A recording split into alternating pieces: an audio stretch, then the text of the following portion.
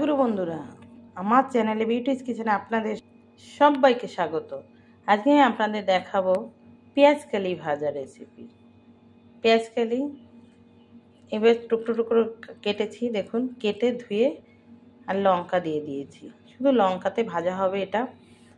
তো এর ভিতরে আর কিছুই দেবো না, শুধু পেঁয়াজ কালি ভাজা হবে। আমি কড়াতে তেল দিয়ে দিয়েছি, কড়া গরম হয়ে গেছে, তেলও দিয়ে দিয়েছি, তেলও গরম হয়ে গেছে। এবার আমি এই পেঁয়াজ কালিটা দিয়ে দেবো। পেঁয়াজ কালিতে কোনো ফোড়ন দেবো না, কিচ্ছু দেবো না, শুধু তেলেই দিয়ে দেবো। দেখুন তেল গরম হয়ে গেছে। আমি এবার ধুয়ে কেটে বেছে রাখা পেঁয়াজ কালি আমি দিয়ে দিচ্ছি।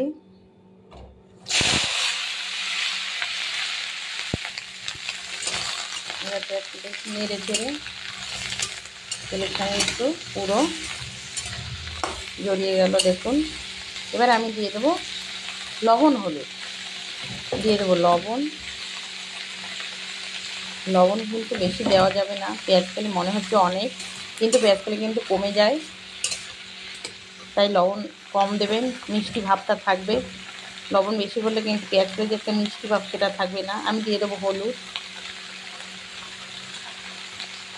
এবার নেড়ে চেড়ে আমি ঢেকে দেবো।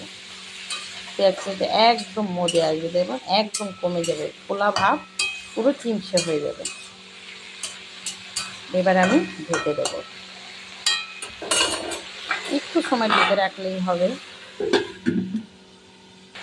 দেখুন পেঁয়াজ কালি অনেকটা কমে এসছে একবার ঢাকাতেই।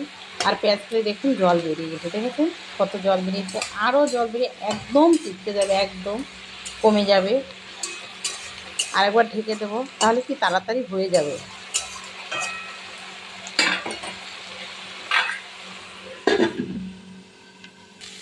দেখুন কতটা কমে গেছে, দেখেছেন একদম কমে এসছে।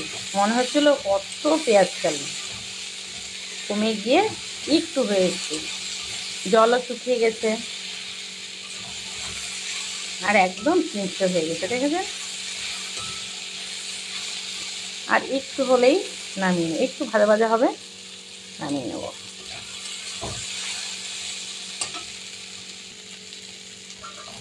দেখুন বন্ধুরা পেঁয়াজ কালি কিন্তু ভাজা হয়ে গেছে, দেখেছেন। এভাবে কিন্তু আপনারা ভাজবেন পেঁয়াজ কালি। পেঁয়াজ কালি অনেক কিছু খাওয়া যায়, কই মাছের কালিও খাওয়া যায় পেঁয়াজ কালি দিয়ে, ভীষণ ভালো। পেঁয়াজ কালি তো অনেকে কাঁচাও খায় মুড়ির সঙ্গে। এবার আমি নামিয়ে নেব, পেঁয়াজ কালি ভাজা হয়ে গেছে।